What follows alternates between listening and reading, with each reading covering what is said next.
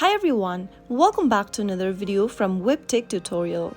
In today's episode, I'm going to be showing you how to change your name on Prime Video profile. So let's get started right away. First of all, open your Prime Video application and make sure to log into your account.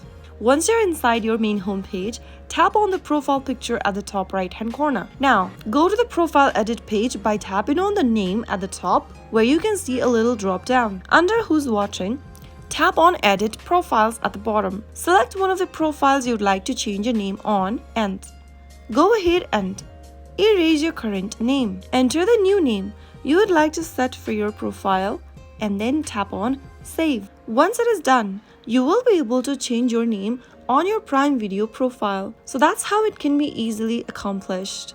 If you found the video to be helpful, go ahead and give us a thumbs up. Don't forget to subscribe to the channel by hitting the subscribe button.